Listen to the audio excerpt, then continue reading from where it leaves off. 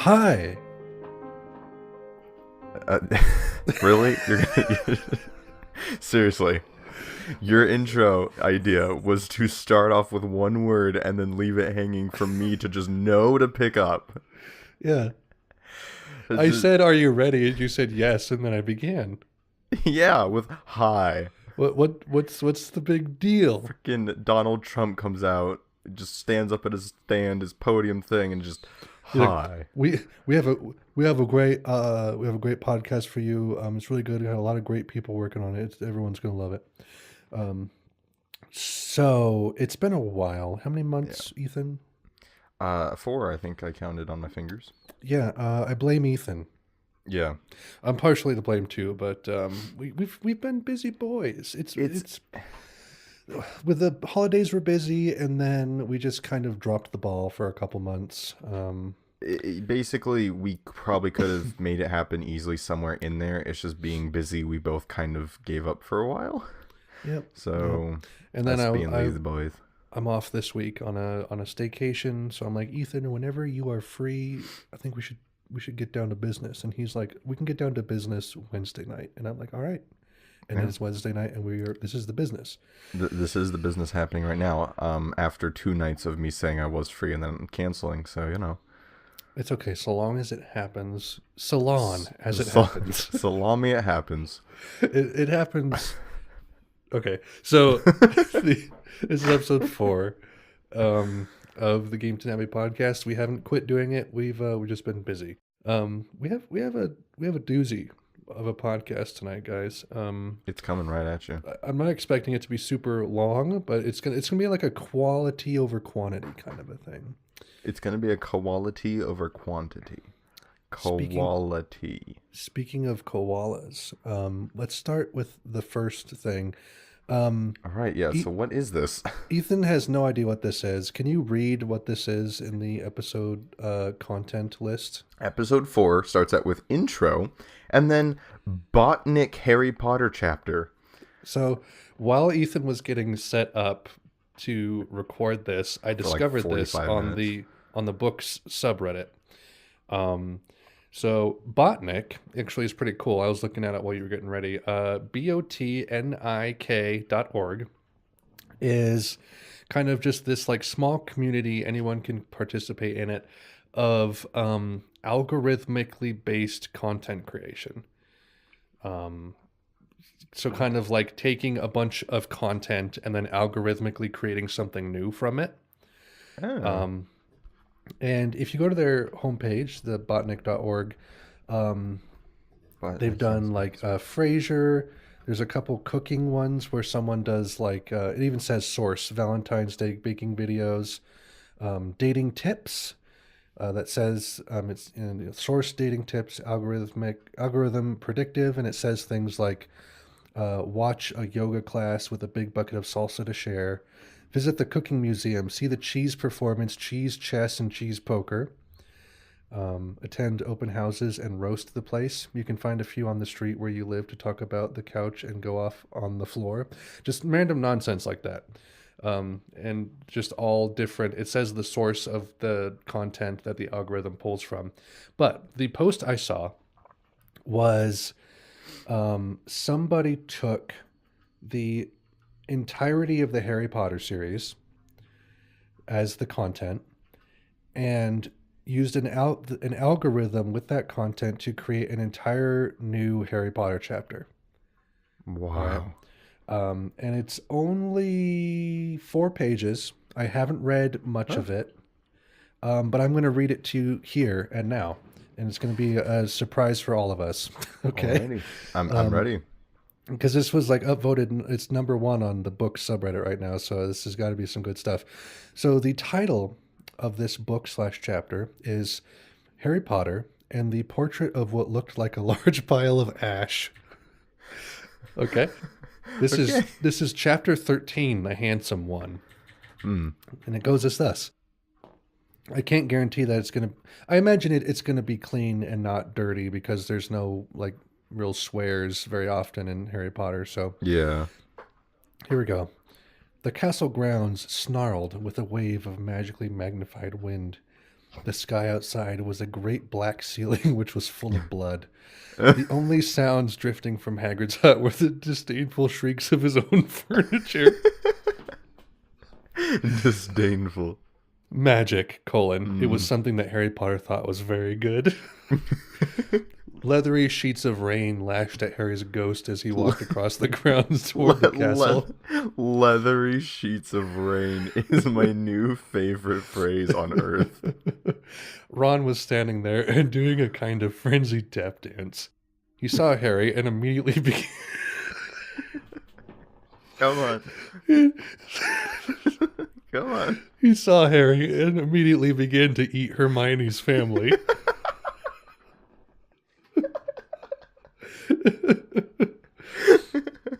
This next sentence is a paragraph all by itself. Oh my gosh. Ron's Ron shirt was just as bad as Ron himself.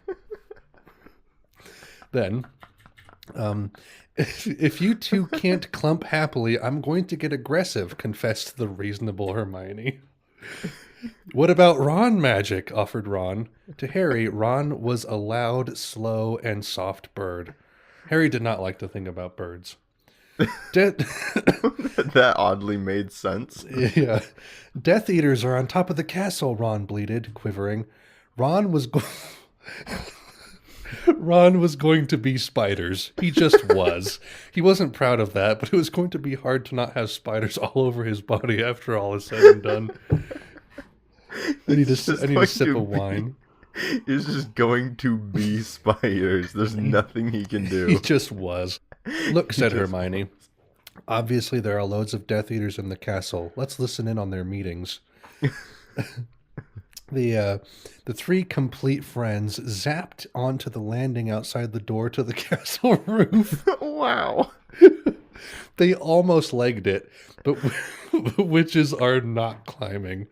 Ron looked at the doorknob and then looked at Hermione with searing pain. I think it's closed, he noticed.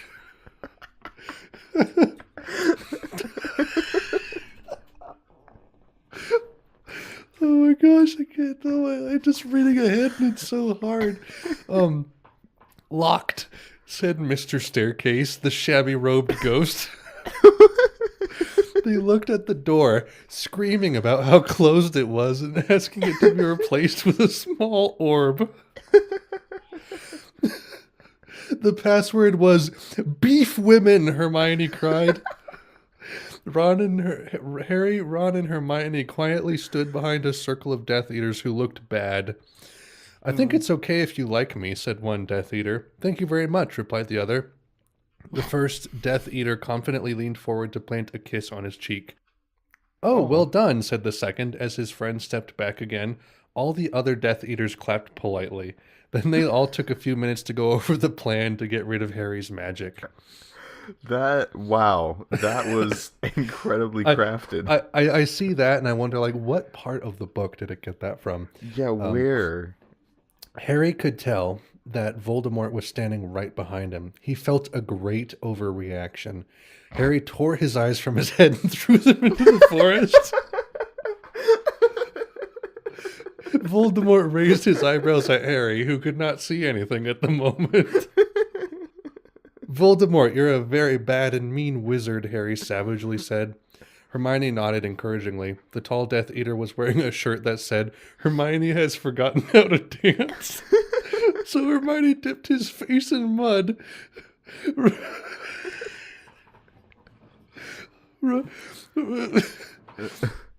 Ron threw a wand at Voldemort, and everyone applauded. Ron smiled. Ron reached for his wand slowly. Ron's the handsome one, muttered Harry as he reluctantly reached for his. They cast a spell or two, and jets of green light shot out of the Death Eaters' heads. Ron flinched. Not so handsome now, thought Harry as he dipped Hermione in hot sauce.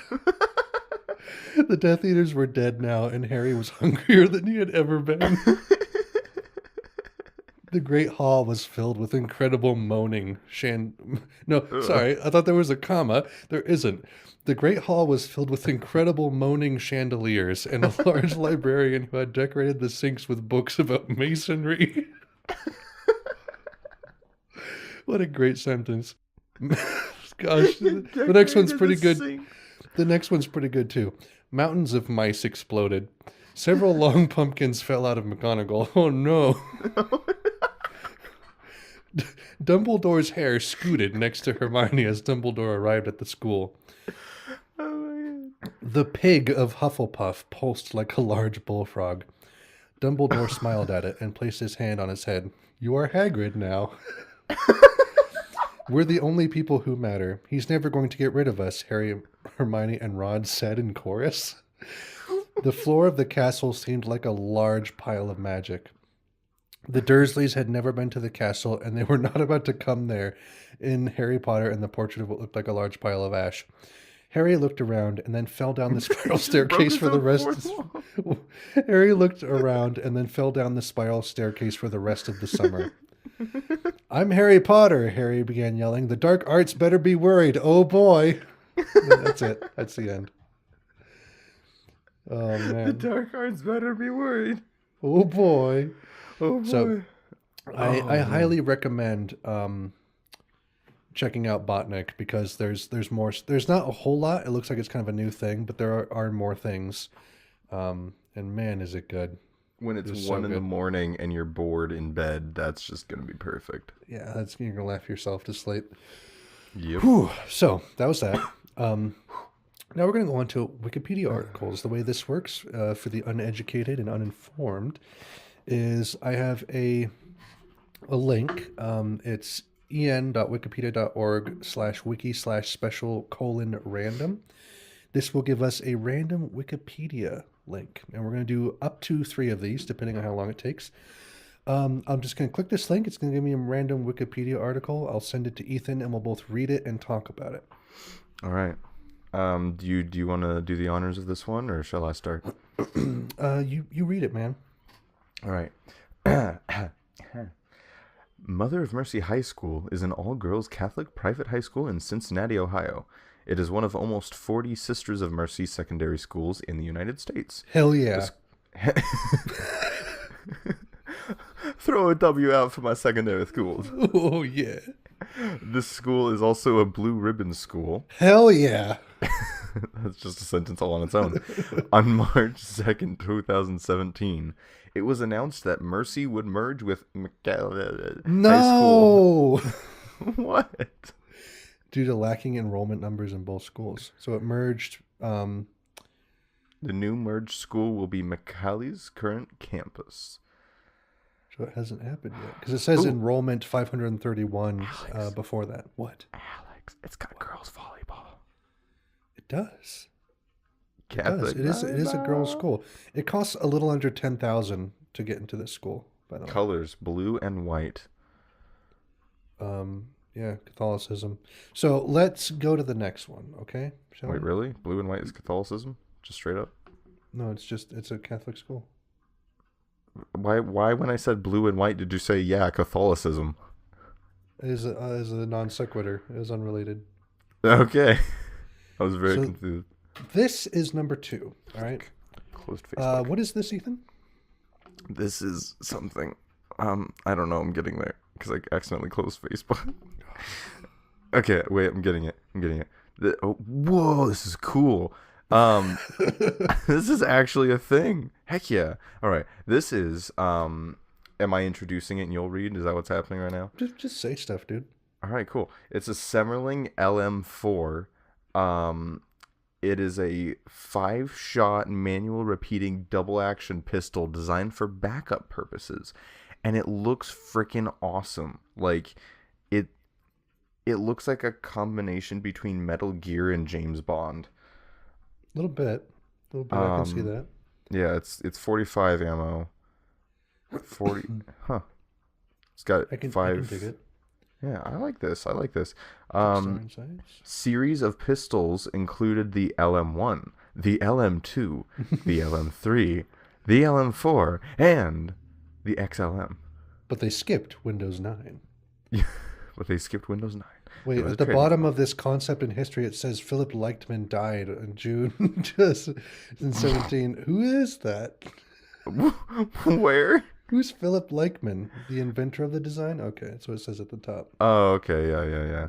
And National since Fire. since the inventor of the design died, the gun also died.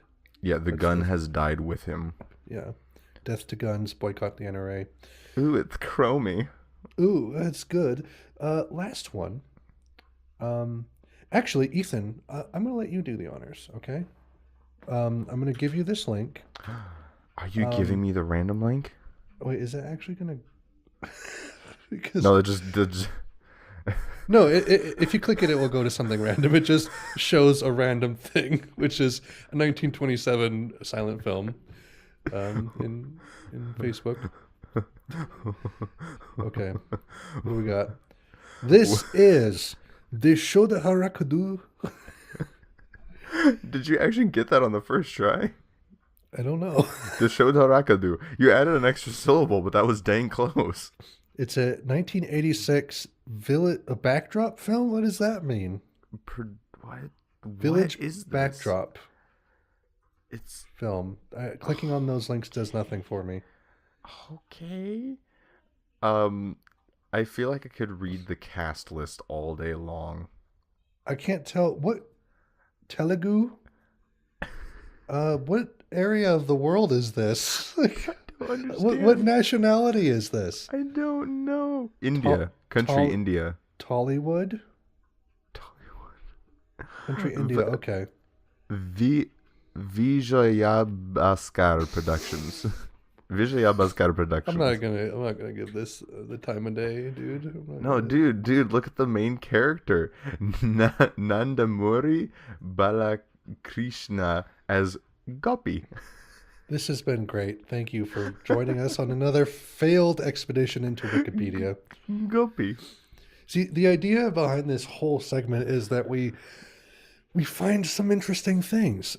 We found garbage. We found nothing of interest. We absolutely did. It's the gun. The gun. The gun. That's it, man. That's all that's interesting. I think that's the best thing we found yet. Yeah. And there wasn't much to talk about because it's just a cool gun. It's like, oh, that looks great. Thanks. Yeah.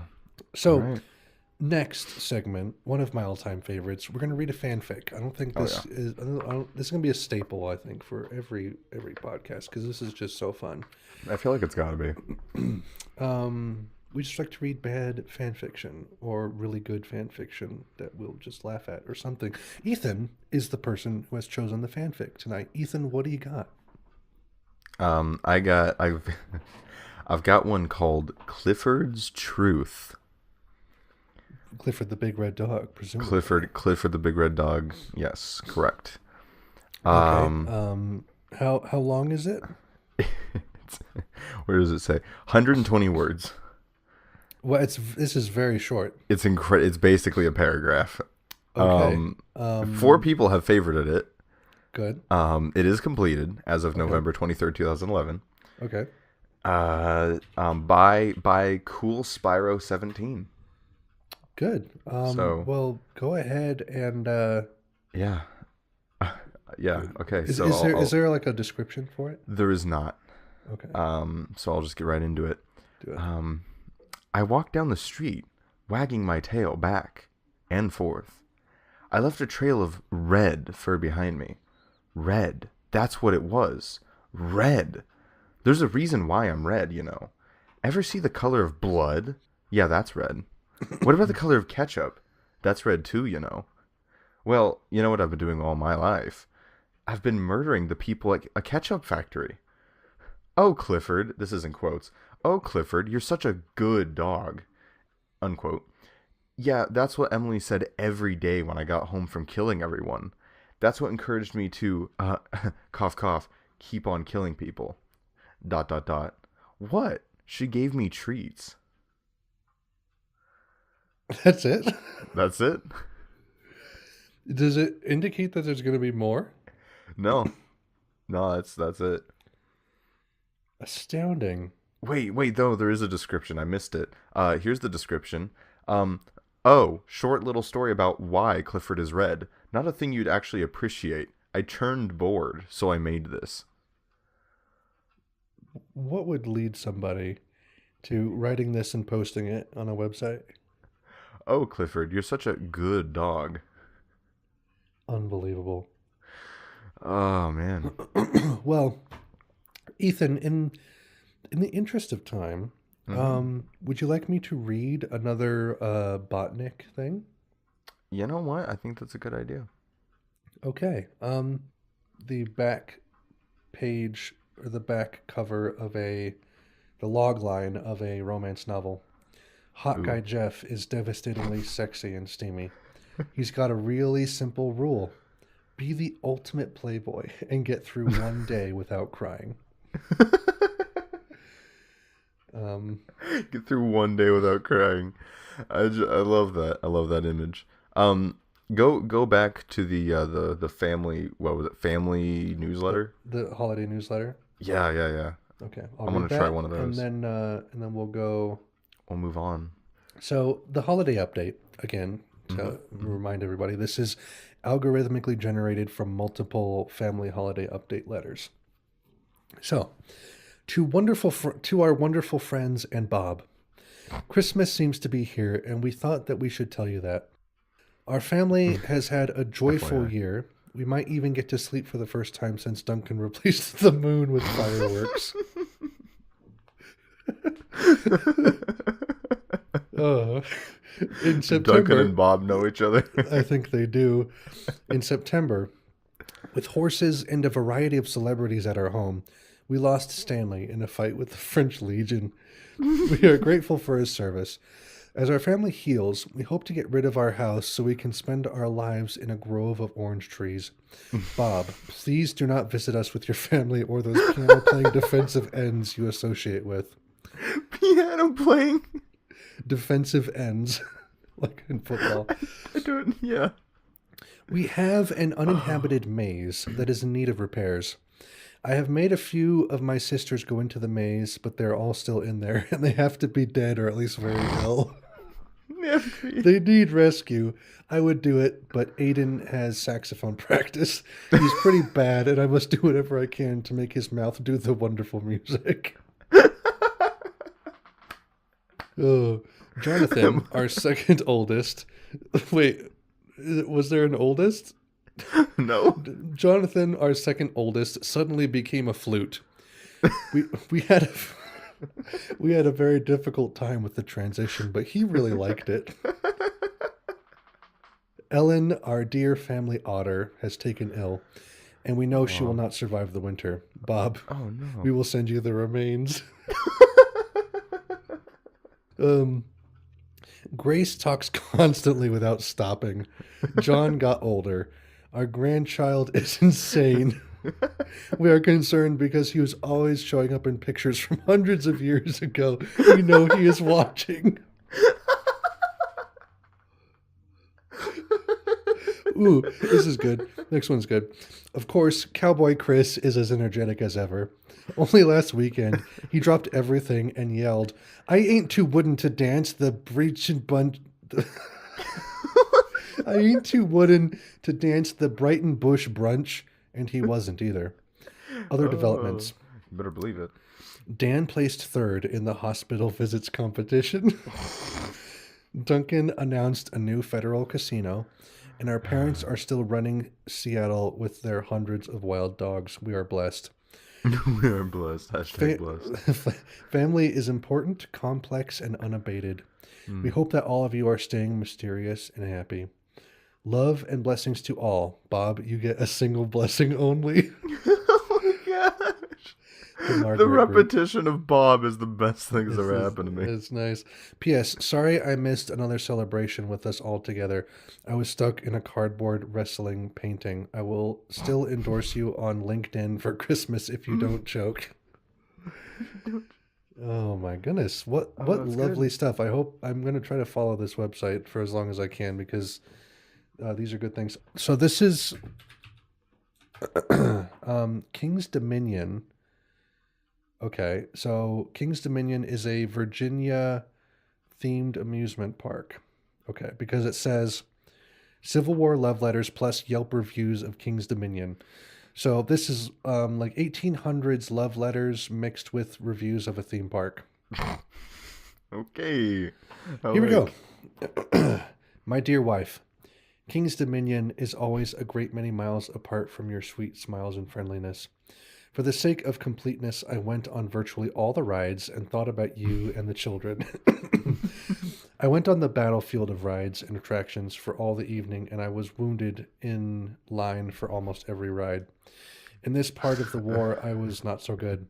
I'm a big fan of the pleasant moments passed rapidly away upon an awesome looping steel coaster that's worth 2 minutes of extreme fun.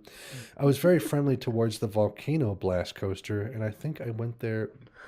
I think I went there with her all through the mazes of my failures. Oh my You will. god, this is literally, if you get the episodes of Community where it's like the pillow fights but narrated as Yeah. if it was like a Civil War letter thing, Yeah. it's literally this. It is beautiful. Precisely correct.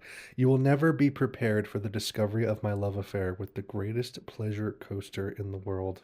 Whoa. Whoa, Chill. but in my heart, darling, you are the Intimidator 305, and I am a huge intertube of fear in all circumstance. If you are looking for a weekend of rides and thought, I would give you any amusement I can. I would kiss you as many times as there are rumors in the hospital. I would, I would suggest you get unlimited refills from my heart. I will write you Unlimited again refills from my heart. after going on the water rides. Your affectionate husband until July 2014, the aficionado. Dude, that's such a great line. It's like, my heart has unlimited refills. My heart. Come back to the my- well anytime. My heart has unlimited refills. Good stuff. Good stuff. That's freaking great. I love it. So the next one, IKEA privacy policy Yes. over drinks. This is a complicated yet simple segment. AKA simple. Yeah. Basically, we read the IKEA privacy policy while drinking a beverage. That's Yeah. all there is to it. It's the best idea I've ever had, and I implemented it in this podcast. So, Ethan, what are you drinking for this segment? I am drinking some Coca-Cola Zero. What a loser. I cannot believe someone as intelligent as you would think it's okay to drink Coca-Cola Zero. You should be ashamed. I agree. I can't argue. I cannot disagree with this incredibly sound logic you have brought against me. I don't know what I shall do. We'll read the IKEA privacy policy. That's what we'll do. That's exactly what we're going to do. What do you have, my friend? Dude, I have my favorite elderberry wine in the world. Oh boy. Bought another case, 12 bottles so far. Only opened one. I'm doing better than last time. Dude, the last time you bought a case of 12, it was gone in like a week. It was gone in like 2 or 3 weeks, and that's a lot Yeah. of wine to go through for Yeah. mostly one person drinking. I mean, it's basically you were having like a glass a day is what it was. A glass or two a day, yeah. Yeah, And yeah. It wasn't working out so well. Yeah. Anyway, we're going to pick up where we left off. We are nearly finished with this. We're over halfway through. I think we'll do 2 paragraphs today. Keep it simple, short. All right. So, how long does IKEA retain my information is the paragraph we're at next. Okay. So All right. I'll do that one. Do you want to do the next one? I can do that. I can deal with that. All right, here we go, guys. Get your drinks ready because we're about to get sophisticated and classy. How long does IKEA retain my information? I ask. I stare longingly into her eyes and I ask, how long does IKEA retain my information?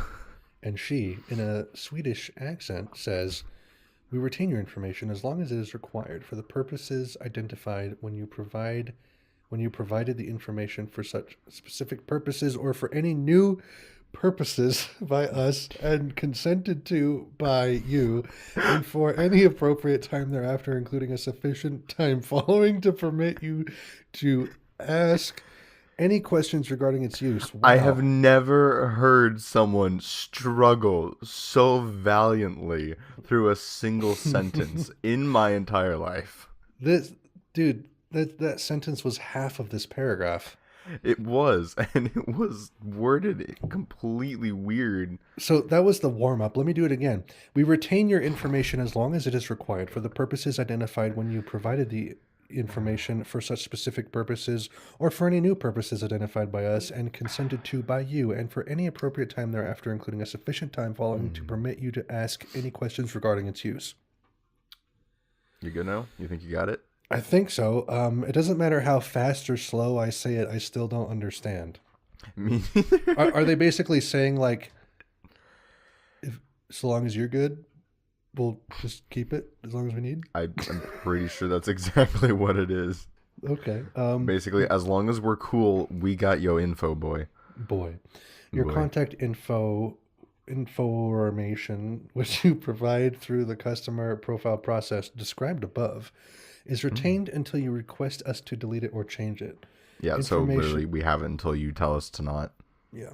Information which is created as part of your shopping experience, such as shopping lists, price offers, personal planners, and designs, is retained for varying periods up to 2 years. Oh, okay. Certain information is retained for longer periods for our internal audit and quality control purposes. Well, that makes a whole lot of sense. Absolutely. I'm okay with that, IKEA. I'm have no problems there. You know what? You can keep the information that I bought a crappy chair that I have to construct as long as you want. All right, Ethan, what's this next one? All right. Does IKEA share the information it obtains about me with third parties? No. No, we don't do that. This is just as no. No. Anyways, no, okay. IKEA does not share personal information about its consumers with any third parties outside the IKEA corporate family for their own marketing purposes. However, we may do so within the IKEA corporate family. We do share this information with service providers we have retained to perform services on our behalf. I got like a burp coming, and it's not coming, and it's messing with me right now. So Okay. But what? Nothing, keep going. But these service providers are not authorized by us to use or disclose the information except as necessary to perform services on our behalf or to comply with legal requirements. So, no, we do not share your information except for the people who can use it if they can use it. Corporate family for... I mean... What does that IKEA mean? corporate family. It's literally like we don't share it with third party things unless they're ones that we interact with. Okay. I mean, yeah, I guess. Like, I assume corporate family means like not third party. Maybe. In which case, no. Yeah. I mean, short answer, no. I mean, all right. Don't know. We also may disclose information about you as required by law. They've said that about 300 times now. Indeed. We reserve the right to transfer any information we have about you in the event we sell or transfer all or a portion of our business or assets.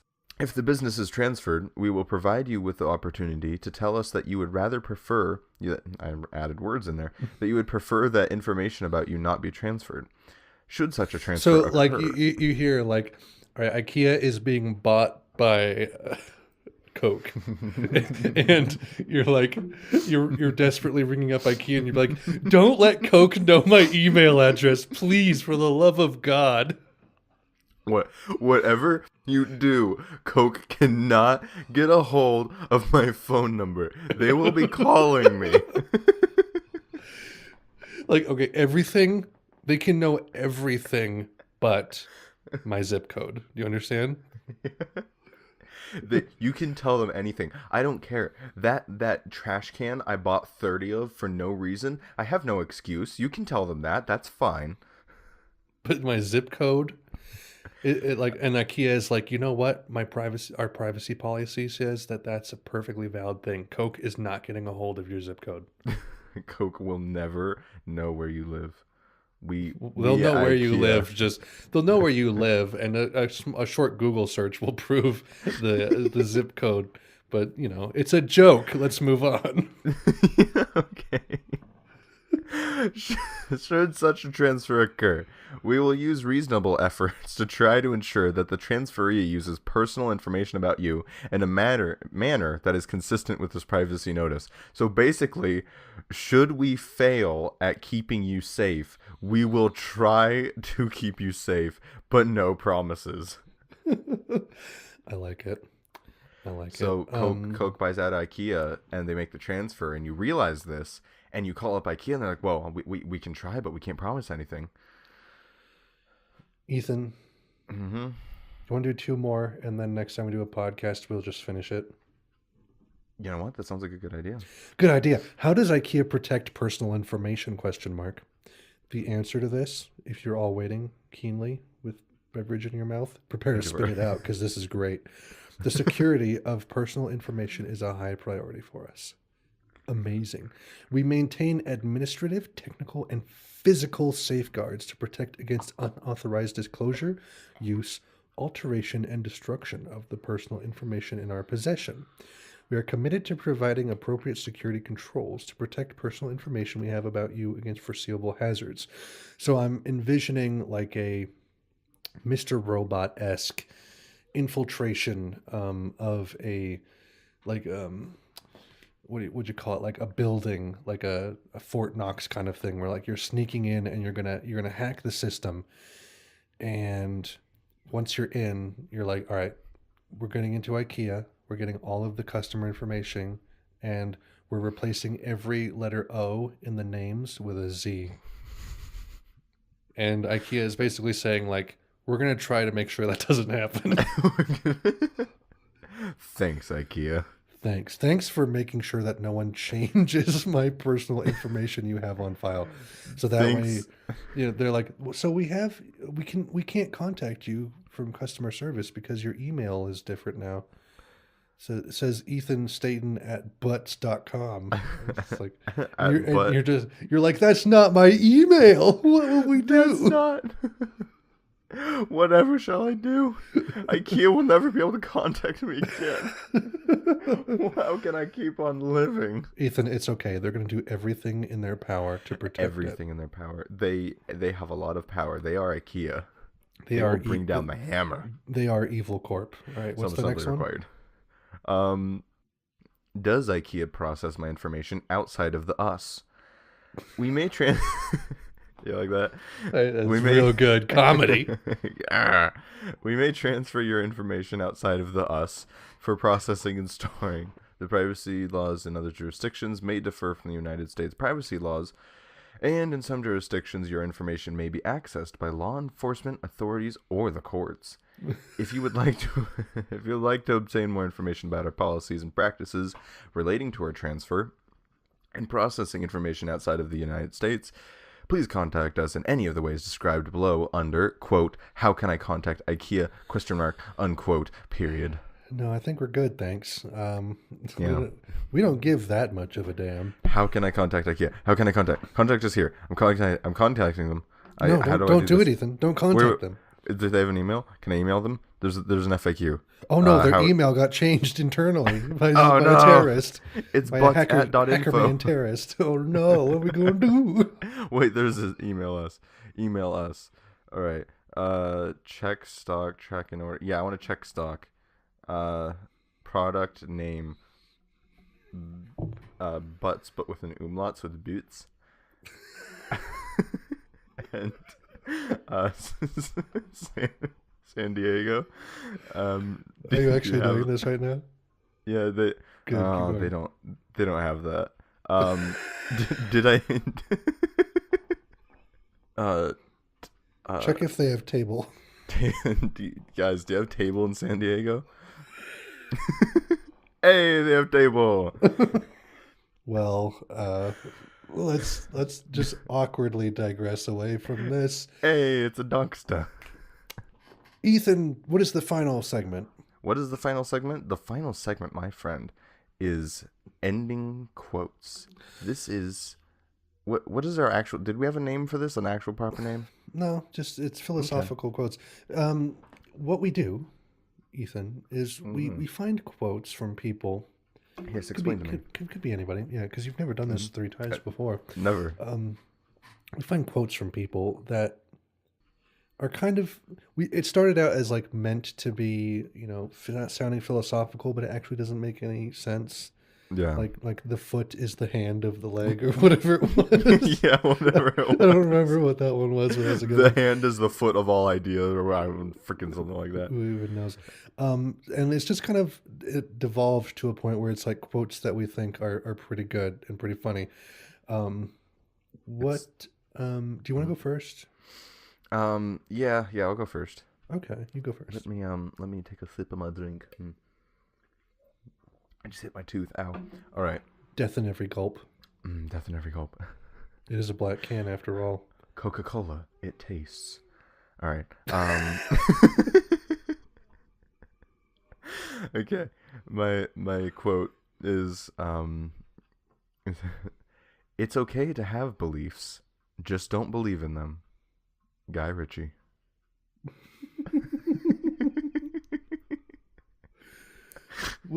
What? Like, there's nothing you can take from that. I'd like to mention that this quote is on top of a picture of him sitting in a chair drinking a latte, staring endlessly into nothingness. Nice. Of course it is Guy Ritchie. It's okay.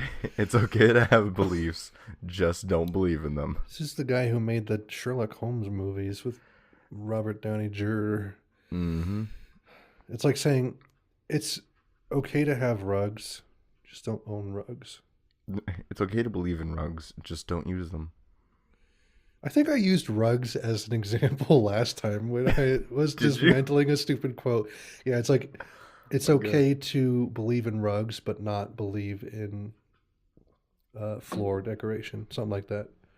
Oh yeah, you did. Don't quite remember. So I have 4 quotes. Oh gosh, okay. Right? All by the same person. All right, I'm ready for this. And I'm going to read them in order, okay? Well, not like in order of when they were said, but I have them in order. All right? Okay. So these are all by the same person. 4 quotes. Lay it on me. Men should be like Kleenex, soft, strong, and disposable. To me, marriage is for 5 or 10 years. Yeah. I'm scared to death of being poor. It's like a fat girl who loses 500 pounds but is always fat inside. I grew up poor and will always feel poor inside. It's my pet paranoia. Right? And then finally, people are negative no matter what you do. There you go. There you go. That is Cher, by the way, who said all that. I purposefully looked up quotes by her because she is crazy. Yeah, I thought that was a nice little, it's like saying 2 different like Adolf Hitler quotes that just totally do not function with each other. Yeah. It's good stuff. I'd like to mention that Kleenex quote is in the movie Clue. That is correct. Yeah, that is correct. Is it Mrs. White or whatever? I think so, yeah. Yeah, she's like the small squirrely one. Yeah, she's like, men should be like tissues, soft and disposable, or whatever like that. Yeah. Whatever it is. Yeah. Yeah. Clue is Ethan's favorite movie. It is followed by. He's seen it twice, right? I actually counted up. I watch it almost every month, but there's some years where it was like only a couple times a year. I've counted it up, and basically I have watched it a bare minimum of 50 sometimes. So it's pretty good, man. Yeah, my most watched movie by far. My favorite movie is 2001: A Space Odyssey, and I've seen that probably like 3 times. Yeah. Because it's a tough one. But my next favorite movie is The Sting, and I've seen that probably like 5 or 6. I want to watch The Sting with you. Okay. The Sting and chill. Yeah, the Sting and chill. Dude, there's no better pickup line than going up to a girl and being like, "Hey, do you want to go back to my place and watch that 1971 period piece comedy in the Roaring 20s stuff?" starring Paul Newman and Robert Redford. It was directed by George Roy Hill. It's called The Sting, and it's about like this heist that happens, and it's really elaborate and like twists and turns. It's really complicated. It's one of my favorite movies, and I have it on Blu-ray. Do you want it?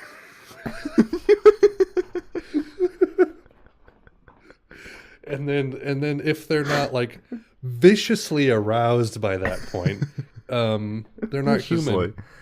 yeah, no, you have found. Congratulations, you found inhumane humans. It's And move on. You don't need them in your life. I gotta say that this is I don't know, have I ever asked you before, Ethan, if you've tried to write stand-up comedy jokes? We've actually talked about it, and like, I actually have tried to write some stand-up comedy jokes, and I actually had a modicum of success, but then I forgot what they were and didn't keep them. I've tried to, because I'm a writer. I'm working on a Mm-hmm. novel. I've written some screenplay stuff. Yeah, I yeah, write yeah. music. It's just in my nature to create these things, and always I've always loved stand-up comedy. Like I've Yeah. truly adored it in many many ways, and I've always been fascinated by its structure, and I've never naturally funneled my creativity into that kind of thing because you have to very meticulously craft all the specific words. You have to know your beats and your timing, when to pause on certain It's its things, whole own art form. because it's like one of the only art forms where you're interacting with an organism, which is the audience. Because you need to be able to like modulate and change what you're saying and kind of riff off of their laughter and keep it. It's like riding a wave as a surfer. You I don't mean, want it's to like a fall off. one-man sitcom. It's like, It it's, is. yeah, it's You're its kind own of the little one in thing. charge. You have to Yeah. kind of herd the sheep, so to speak. So I've never naturally like written or thought about jokes in that way until recently, and I've been trying to kind of have that thought process running. But where the hell was I I going with I this? don't know where you're going with that. Oh yeah, I Um, remember. okay, good. This is kind of like a joke that could blossom into a stand-up joke. Mm. Um, so there's a movie called The Remains of the Day. Whoa. Okay. And Immediately Googling. I really want everyone listening to this podcast to Google this movie and just look at it on It's also a IMDb. book. 1993. Just look at the poster, okay? And I'm going to read off the plot synopsis here. A butler who sacrificed body and soul to service in the years leading up to World War II realizes too late how misguided his loyalty was to his lordly employer. Right? And it's Anthony Hopkins as a butler. He looks all regal and Hmm, hmm. genteel on the cover, like looking out of a window with Emma Thompson nearby. Very period piece. Yeah, yeah. Just like the most sophisticated movie you could think of, right? And this is where it's tough as a stand-up joke because I'd have to explain what The Remains of the Day was. I've never seen it, but I always thought it would be hilarious if you were just like, you know what the best pickup line is? It's when you walk up to a woman and you say, "Hey, what do you say? You and I go back to my place and we watch, the, we watch The Remains of the Day on Blu-ray." I don't know why that's so funny to me, but I just thought like this is like the least Netflix and chill kind of thing you could do is being like, do you want to watch? Do you want to go back to my place and watch It, Gone with the Wind? it's like if you said, "Do you want to Downton Abbey and chill?" but even more removed. Yeah, Like exactly. so much farther removed from anything, like any modicum of success or reality. Yep. It's Oh like my god. like I feel like saying the joke as like, do you want to watch a 1980s Yeah, yeah, yeah. Iraqi art film? Like that's almost too much, but saying The Remains of the Day is just subtle enough and out of left field that it's just hilarious to Yeah, me. yeah. And if you were the right comedian that could pull it off, you could even say it both ways in one joke and make it truly beautiful. Yeah. Like I really like that movie specifically for that joke, but I feel like there could probably be something else that would work in its place. Um, like maybe 1 hour photo. with Robin Williams. Who knows, man? Memento. Yeah. There's all sorts of options, but that's Plenty of just good choices. just a joke I want to say. That's the end of the podcast, guys. Thanks. That is, yeah.